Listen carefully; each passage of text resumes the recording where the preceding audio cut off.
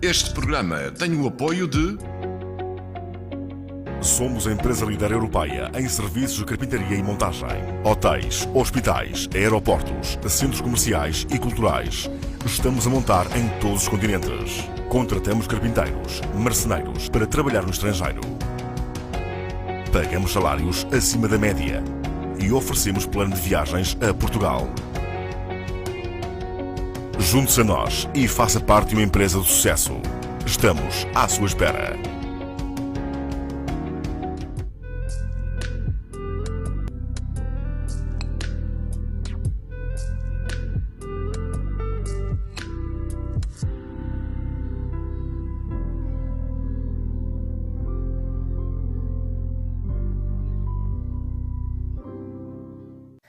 A região não escapa ao cada vez maior número de casos de bullying nas escolas. Esta semana foi no Centro Escolar de Penafiel.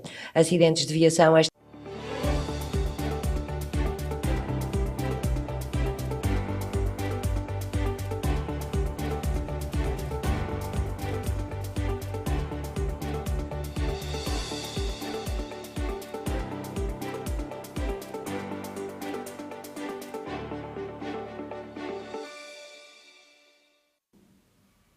Boa tarde, boa segunda-feira, está no ar o Novo Jornal.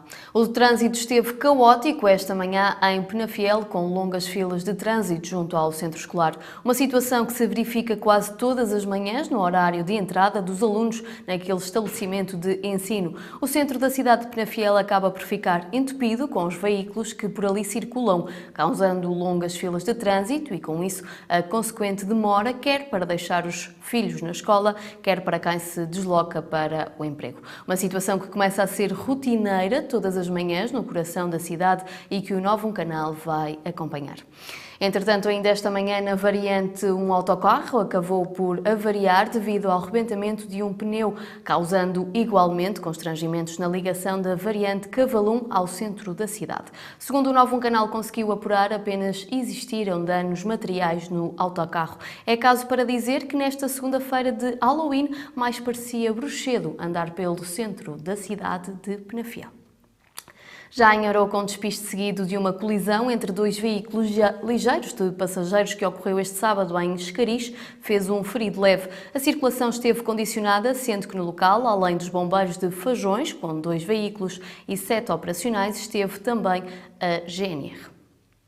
No passado sábado, o PS andou nas ruas de Urro a dar voz aos assinantes da petição pela desagregação da União de Freguesias de Guilhofe e Urro. Recorde-se que a petição não passou na votação da Assembleia de Freguesia, o que motiva a continuidade desta União de Freguesias. Segundo os habitantes de Urro, a população local quer mesmo a separação e a independência. Contudo, o tempo vai apertando e fica quase impossível levar essa pretensão por diante. Para Paulo Araújo Correia, líder da Conselhia Socialista de Penafiel, ainda há tempo para este Executivo ouvir o povo e fazer esta desagregação. Efetivamente, a vontade é desagregar com a moção que não passou em Assembleia de Freguesia. As pessoas ficaram muito desiludidas, nomeadamente com as 2 deputadas que são aqui naturais do Rô, nomeadamente a deputada Cláudia Pinto, que já tinha referido, que assinou favoravelmente o abaixo-assinado e quando teve a possibilidade de voto em plena Assembleia absteve-se. A lei tem dificuldades, como nós todos sabemos, é exigente, mas a verdade é que ela já existe. E o desafio que é colocado às populações, que é colocado ao poder local, às juntas de freguesia, às câmaras municipais, às assembleias municipais, é que possam dar voz à população no sentido de aprovarem nos respectivos órgãos, nas Assembleias de Freguesia, na Assembleia Municipal e depois então sim na Assembleia da República, as desagregações onde houver vontade de desagregar, como acontece aqui em Guilhofe e Urroz, particularmente na antiga freguesia do Urro, em que há uma vontade expressa de desagregar. Acho que não seria justo, por exemplo, que um referendo fosse feito em Guilhofe e Urro, quando o Urro é a freguesia mais pequena, se tivesse vontade de desagregar, e o Guilhofe, que é a freguesia maior, não tivesse, automaticamente impediria a população do Urro de conseguir levar, no fundo, a sua vontade avante. Ainda está nas mãos do Executivo de Freguesia reverter esta questão. Que este é um momento em que é possível. Nós queremos que a nossa freguesia seja independente.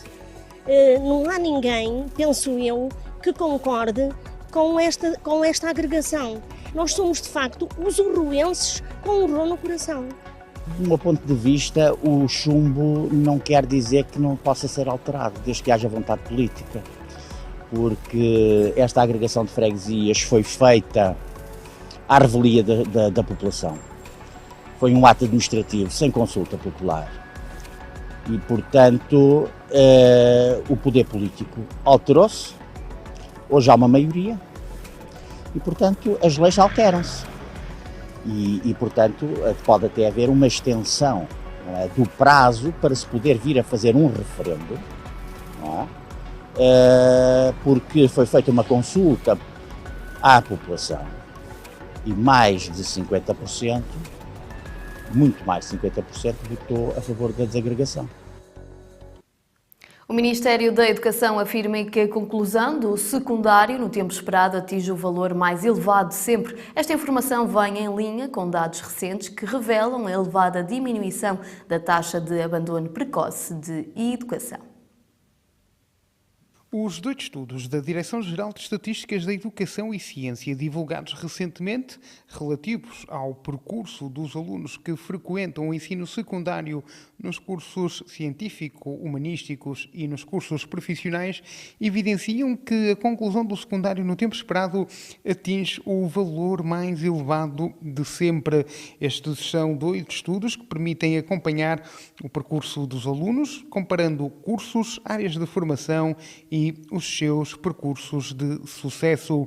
Em linha com dados recentes que revelam a elevada diminuição da taxa de abandono precoce de educação e formação, a melhoria dos resultados escolares e a diminuição das taxas de retenção, verifica-se que o desempenho de alunos no secundário tem vindo igualmente a melhorar e que em ambas as vias de estudo há um aumento significativo de alunos que concluem o ensino secundário em tempo esperado, isto é, que o completam em 3 anos, sem retenções, segundo refere nota informativa. Decorreu este sábado nos claustros do Museu Amadeu de Sousa Cardoso a evocação do centenário da morte do conselheiro António Cândido. Conhecido como a Águia do Marão, António Cândido foi um ilustre professor e político. Augusto Santos Silva, Presidente da Assembleia da República, marcou presença nesta sessão solene e falou ao Novo Canal. Nós, quando olhamos para o nosso presente, devemos ter em conta como ele se foi formando ao longo das eras. E para perceber bem o nosso século XXI, nós devemos considerar também a forma como o Portugal contemporâneo se foi formando. António Cândido foi um dos protagonistas dessa formação na segunda metade do século XIX. Foi pioneiro, em primeiro lugar, na defesa do sufrágio universal, em segundo lugar, na defesa da importância dos partidos políticos para um regime constitucional, e em terceiro lugar para a advocacia da necessidade de os Estados desenvolverem políticas sociais para responderem à então emergente questão social. E esses 3 pioneirismos de António Cândido devem ser recordados hoje.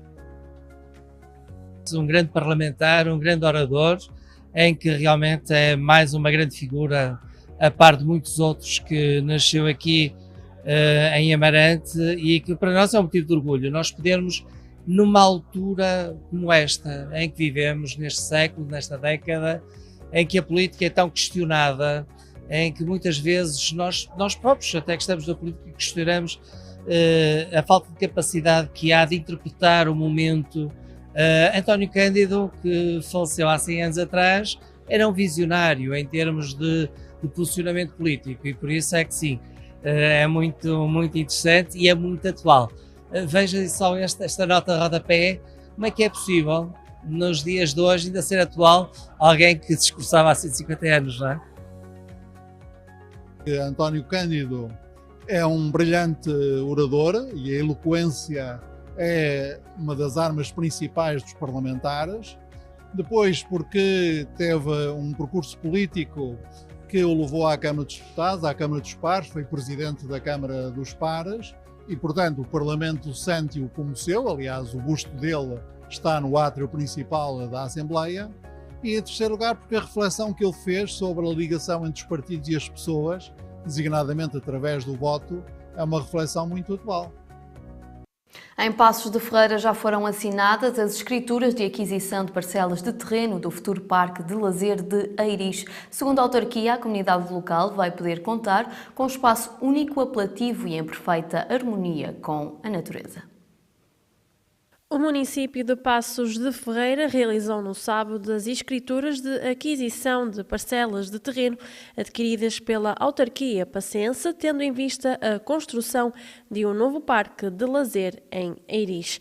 A informação é avançada pelo município na sua publicação oficial, que enaltece que o empenho da Junta de Freguesia de Eiris, presidida por Ernesto Lopes, salientando que a comunidade local vai poder contar com um espaço único apelativo em perfeita harmonia com a natureza.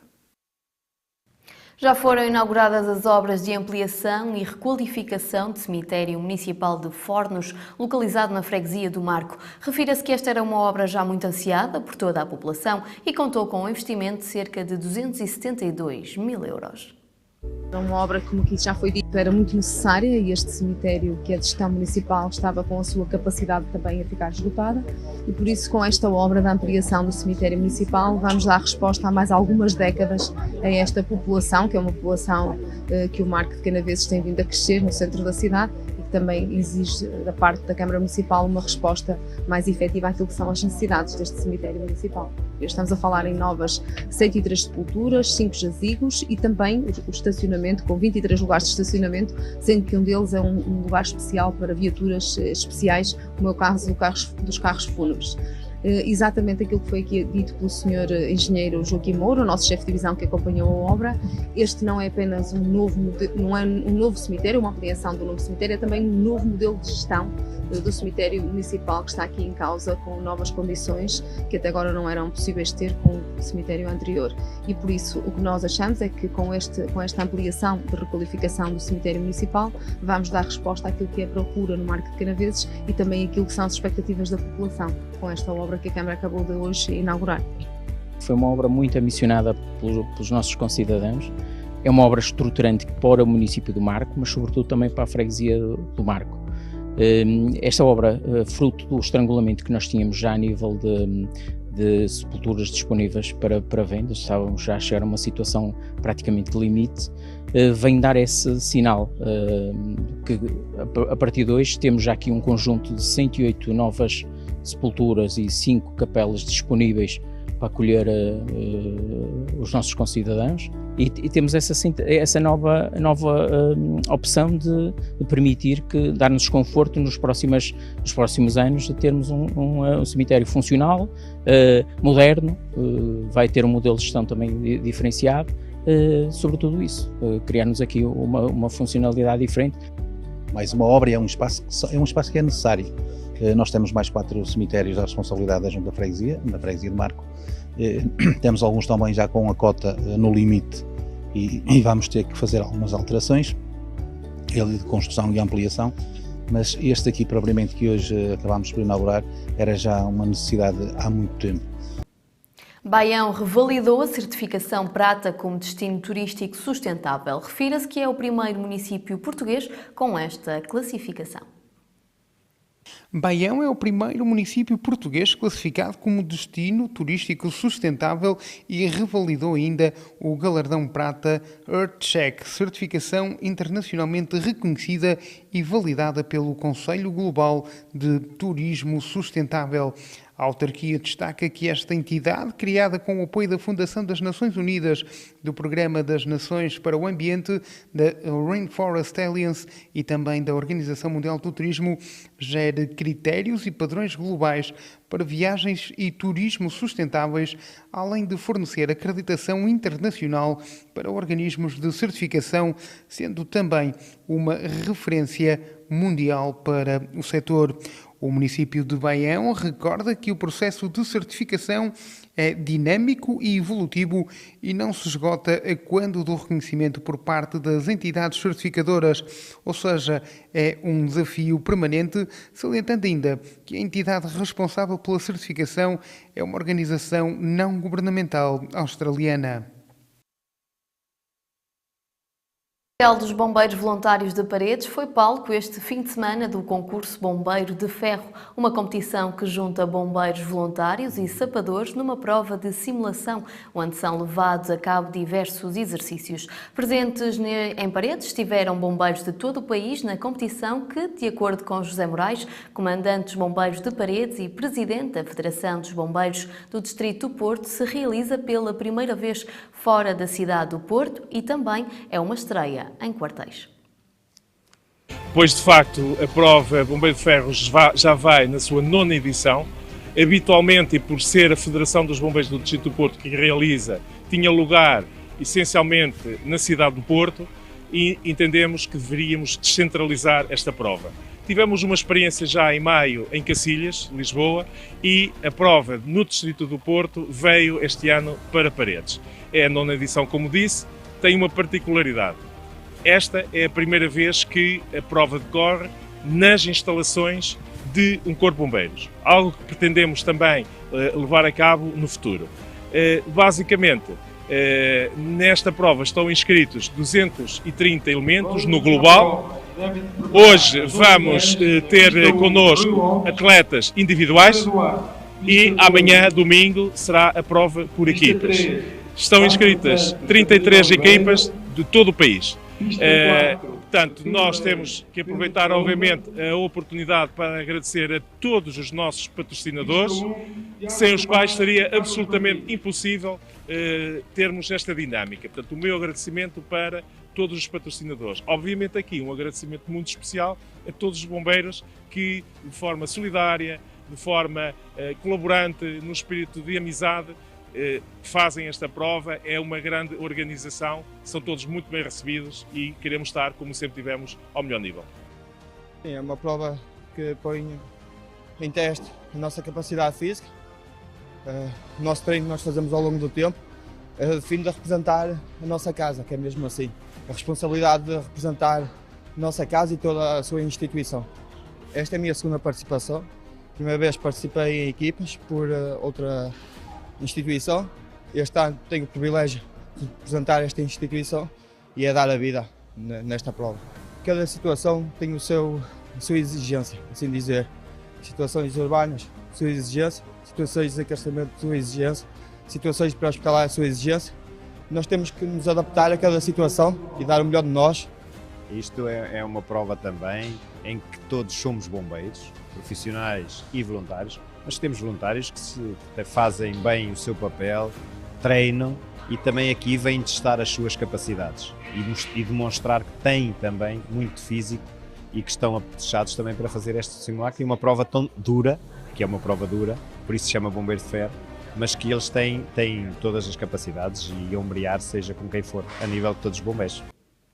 Fazemos agora uma curta pausa para os habituais compromissos publicitários. Fique na nossa companhia que nós estamos já de volta com o desporto e o comentário de Paulo Araújo Correia. Até já. Peter Parker is a criminal. That's why he's hiding. It's time to clear my name.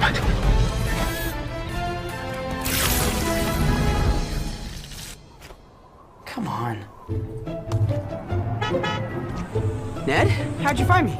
My Ned sense. But also, time to face your destiny. What? I don't know, I just wanted to say something really cool. See the all-electric Ioniq 5 in Spider-Man No Way Home. Vais querer o novo?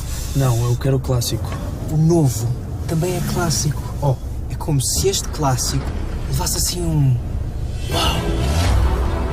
Uau! Uau!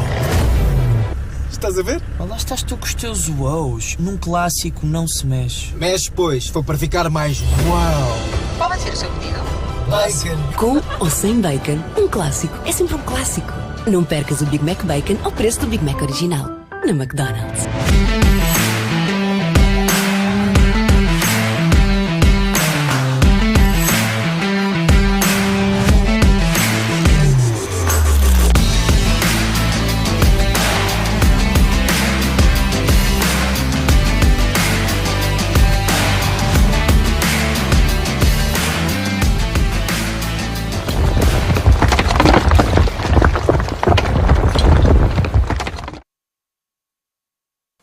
Já estamos de regresso ao Novo Jornal, seja de novo bem-vindo. A Associação de Futebol do Porto e a Misericórdia assinaram a escritura da parcela de terreno para a construção da Academia de Futebol, que ficará localizado na Prelada. A Associação de Futebol do Porto e a Santa Casa da Misericórdia do Porto e a Misericórdia assinaram na sexta-feira uma escritura da parcela de terreno para a construção da Academia de Futebol da Associação de Futebol do Porto, equipamento que ficará localizado na Prelada. A informação é avançada pela AFP no seu site e página oficial, que refere que a assinatura contou com as presenças do presidente da direção, José Neves, e o provedor, António Tavares.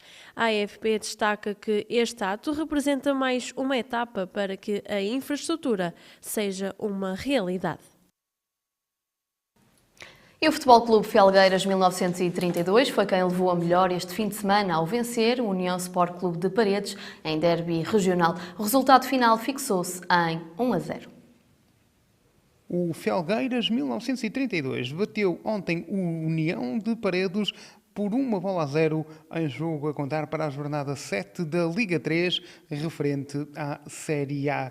O único gol do encontro foi marcado por Daniel Rodrigues, naquele que foi o primeiro derby entre ambas as equipas no campeonato da Liga 3. Nos restantes jogos, o São João de Ver derrotou em casa o Varzim, também pela margem mínima, enquanto que o líder da série, o Lenque Vilaverdense, foi a Montalegre bater a formação local por 1-2. Já o FAF derrotou o Vitória B por 1-2, sendo o nono da geral com 8 pontos, mais 3 que o Paredes, que é 10º classificado. E hoje o comentário de Paulo Araújo Correia no Novo Jornal.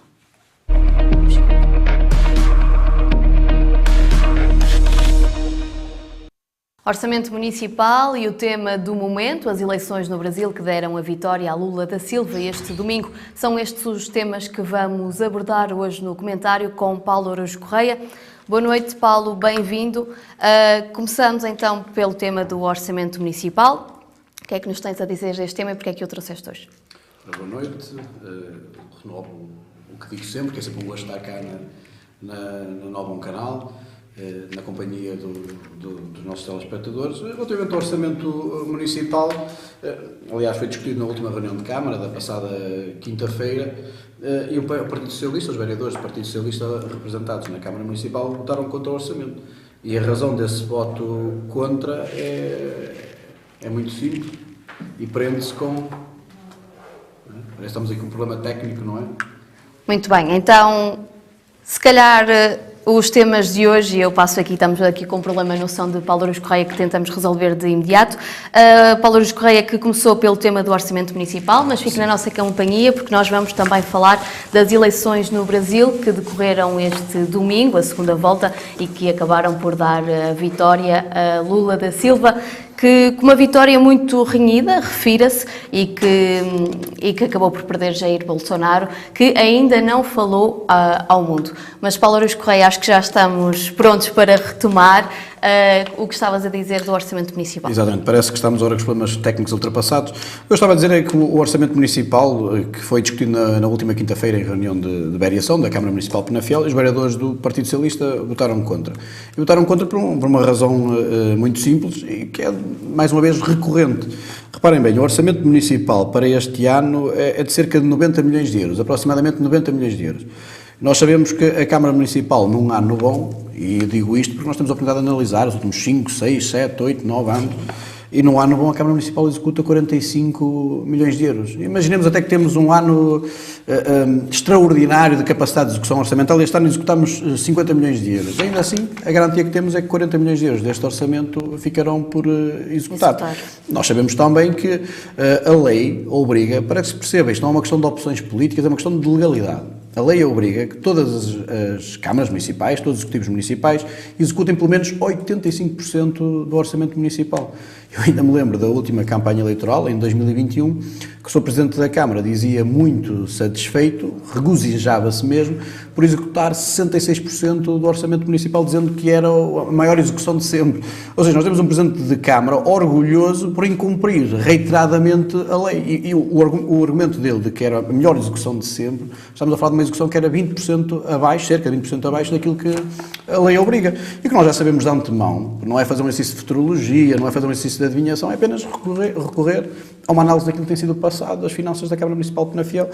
E sabemos de antemão que estes 90 milhões de euros não vão ser, obviamente, cumpridos, não vão ser, obviamente, executados. E este empolamento sucessivo dos orçamentos municipais cumpre apenas e só um objetivo, que é enganar a população, é enganar os presidentes de junta e é enganar o nosso povo. Porquê é que eu digo isto? Temos os presidentes de junta com as suas obras, as obras ambicionadas pelos seus fregueses, pelo seu povo, realmente previstas no orçamento, mas depois elas não vão ser concretizadas, porque já sabemos, cerca de 50% do orçamento não é executado. E se nos dermos ao trabalho, eu desafio qualquer penafilense a fazer esse exercício, de ver os orçamentos desde 2013, por exemplo, só para localizarmos aqui no tempo, 2014, 2015, 2016, enfim, até agora, 2021. O que nós verificamos é que algumas das obras são sempre as mesmas. No fundo, vão sendo transpostas de um ano para o outro, um ano para o outro, um ano para o outro, e não passam disso mesmo, de letra morta, de promessas sucessivamente incumpridas. E ainda por cima, isto tem uma consequência séria, que é o incumprimento da execução, da obrigação de execução de 85% do orçamento, daquilo que a lei obriga, leva a que seja emitido pela Direção-Geral das Autarquias Locais um alerta de endividamento precoce da Câmara Municipal de Penafiel. Diz mais a lei, é que se houver 2 anos seguidos em que a Câmara Municipal não consiga cumprir com a sua obrigação de execução orçamental, a Câmara Municipal é obrigada a alertar os vereadores na Câmara Municipal, é obrigada a alertar os deputados na Assembleia Municipal, precisamente porque é entendido pelos órgãos competentes que isto é um sinal de incumprimento financeiro, de stress financeiro da própria autarquia, e de mais do mesmo nós vamos sabendo, é que esta incapacidade de execução orçamental tem consequências financeiras, mas depois deriva em muitas outras inabilidades, se é que lhe podemos chamar assim, do nosso Executivo relativamente às finanças da Câmara Municipal, como seja o prazo médio de pagamentos a fornecedores, a dívida global a fornecedores, enfim, tudo aquilo que nós vamos sendo alertados, quer até através do próprio Partido Socialista, mas através de autoridades externas que sucessivamente vão analisando as contas municipais, a DGAL, que é a Direção-Geral das Autarquias Locais, o Conselho de Finanças Públicas, que ainda recentemente se pronunciou, e a própria Inspeção-Geral de Finanças, que já agora, uma das razões pela qual participou o Ministério Público junto do Tribunal de Contas, da auditoria que fez à Câmara Municipal de Penafiel, foi mais uma vez a incapacidade de execução orçamental. E como o Partido Socialista não pode, em consciência, votar a favor de um orçamento, nem sequer abster-se, de um orçamento que engana os penafidelenses, que engana os presidentes de junta e que incumpre a lei. Por isso não tínhamos outra alternativa que não votar contra o orçamento, em consciência. E foi exatamente isso que fizemos. Muito bem, passamos então para o segundo tema do momento e é incontornável, Paulo, as eleições no Brasil, que este domingo realizou-se a segunda volta e deram umas eleições, digamos, renhidas, não é? Que deram a vitória a Lula da Silva. Que Brasil é que podemos esperar agora? Estas que foram as eleições mais renhidas que temos conta? Bom, antes de mais dizer que manifestar a minha satisfação por a democracia, e é a minha opinião, a democracia ter retornado ao Brasil, porque a vitória do Lula é verdade que é apertada, mas também não é menos verdade que o Lula da Silva acaba de ser o presidente brasileiro eleito com o maior número absoluto de votos, ou seja, o número de votos que o presidente Lula da Silva teve é o maior de sempre, é maior até do que o anterior recorde que lhe pertencia precisamente em 2006, quando ele tinha sido eleito com a maior votação de sempre da história. O que significa mas temos aqui um país claramente dividido. Não dividido, sem dúvida, mas só para dizer, porque toda a gente deu um grande ênfase nos análises que eu fui vendo ao longo da noite eleitoral de ontem, grande ênfase ao facto de ele ser o presidente eleito com menor diferença para a oposição, mas ao mesmo tempo é também o presidente com o maior número de votos sempre nas presidenciais.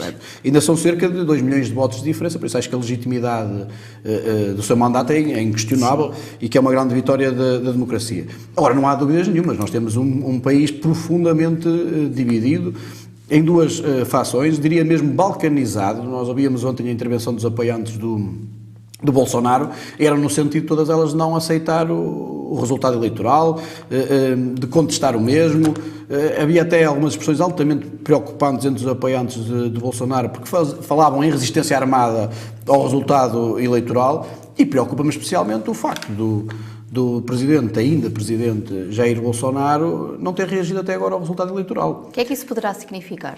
Nós dizemos até que há uma coisa excelente que nós temos na nossa democracia e que é comum a todos os partidos, que é na noite eleitoral, o que é normal, seja numa eleição de âmbito local, numa eleição de âmbito nacional, é a pessoa que não consegue cumprir os seus objetivos, não consegue ser eleito, manda uma mensagem ou um telefonema, ou quando são uma eleição nacional, fala à televisão reconhecendo a vitória do adversário, parabenizando. É o mais elementar princípio democrático que nós vemos sempre respeitado, eu diria aqui em Portugal, mas em qualquer parte do mundo, onde são governos democráticos que estão em funções, nós sistemas democráticos em funções. Este silêncio prolongado do Jair Bolsonaro leva-me a crer que ele está a ponderar e a perceber o tipo de apoios que poderá ter para não aceitar o resultado eleitoral, para ir contestar, para fazer um bocadinho aquele exercício que o Trump tentou fazer nos Estados Unidos, com as consequências gravosas que todos nós conhecemos, com a invasão do Capitólio. Mas nos Estados Unidos nós temos um sistema de checks and balances muito forte, consolidado, solidificado, que nós não temos necessariamente no Brasil, que é uma democracia ainda recente, com alguns poderes ainda em construção, em fase de consolidação, e este silêncio, eu diria mesmo perturbador do Jair Bolsonaro, coloca-nos aqui uma série de questões, e o que eu posso esperar é que, efetivamente, este silêncio seja, digamos, o processo racional do Jair Bolsonaro para conseguir aceitar aquilo que é o resultado eleitoral e que venha com o máximo de urgência possível comunicar isso aos seus apoiantes. São as eleições a funcionar, é a democracia a funcionar, porque reparem, mesmo o argumento que os apoiantes de Jair Bolsonaro vão dando, alguns deles até com espaço televisivo, comentadores muito próximos de Jair Bolsonaro, é que o sistema eleitoral que não era rigoroso, que não era válido, que a votação eletrónica não era competente, no fundo é isto. Mas reparem... Podia haver aqui algum tipo de fraude? Algum tipo de fraude, a palavra usada por eles é fraude eleitoral, mas se nós repararmos e formos fazer uma análise séria destes resultados eleitorais, nós verificamos que muitos governadores, muitos senadores, próximos a Jair Bolsonaro, faziam parte da sua candidatura, do seu partido, foram eleitos. Exatamente com este mesmo sistema. O que faria sentido, por exemplo, em São Paulo, o Haddad saiu derrotado, que era muito próximo de Lula, foi o anterior candidato a Presidente da República. E até antes da primeira volta, depois da primeira volta já era diferente, mas antes da primeira volta havia uma expectativa muito grande de que o PT pudesse ter uma vitória em São Paulo. E a verdade é que isso não aconteceu.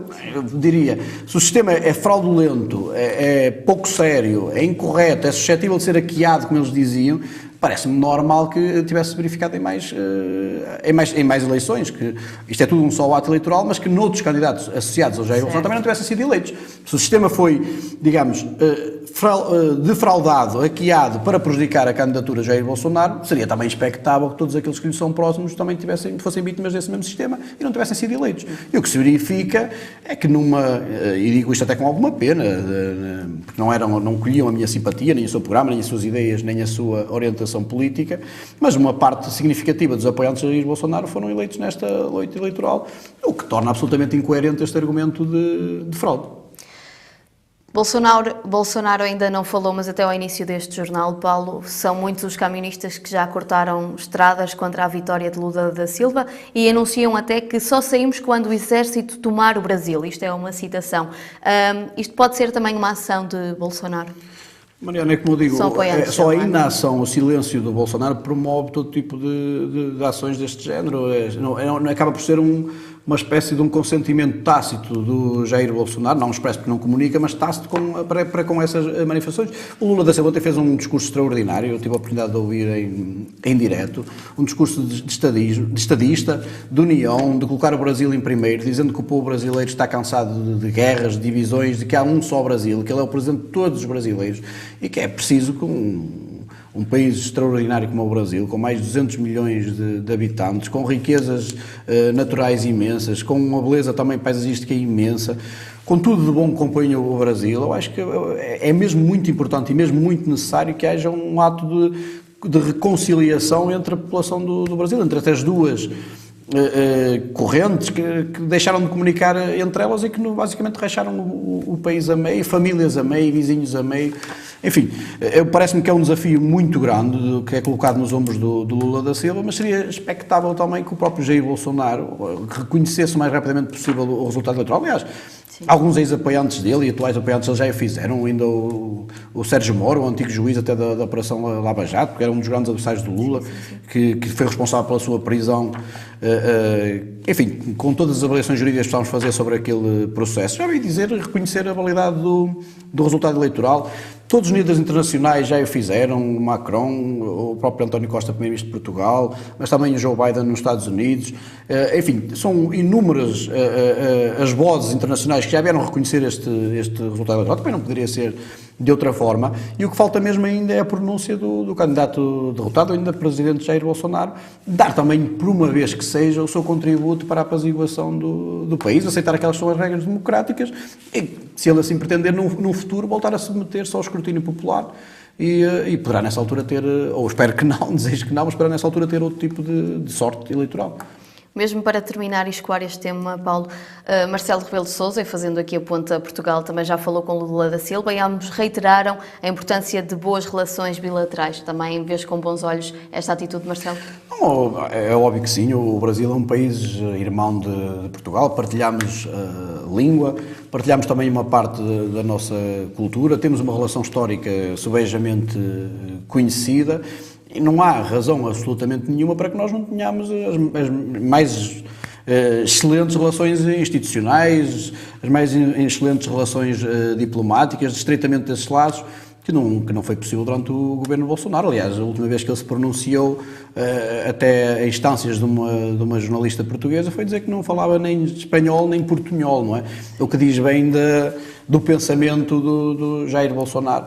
E felizmente, eu digo isto mais uma vez, felizmente, este tipo de pensamento, de política, de mentalidade, de atitude, estão expurgadas da liderança do Brasil.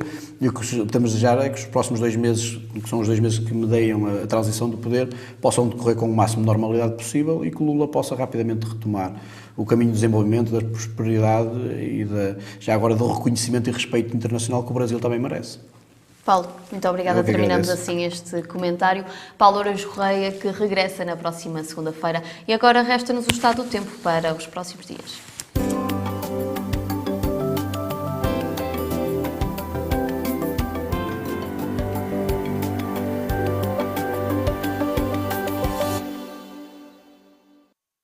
E a chuva não vai ameaçar o feriado de amanhã. As previsões para dia 1 de novembro é de céu parcialmente nublado. Quanto a temperaturas, os termómetros indicam que a máxima rondará os 18 graus e a mínima os 7 graus. O vento será fraco, assim como na quarta-feira, dia 2, com a temperatura máxima a ficar pelos 18 graus e a mínima a chegar aos 7 graus. O vento será fraco e a probabilidade de chuva é de apenas 20%. Já à quinta-feira regressa a chuva, com a temperatura máxima a atingir os 19 graus e a mínima os 8. O vento será fraco. A chuva parece dar tréguas neste início de mês. Foi o Novo Jornal desta segunda-feira. Nós voltamos quarta-feira com mais jornalismo de proximidade. Tenha uma boa noite e, se for o caso, um bom feriado.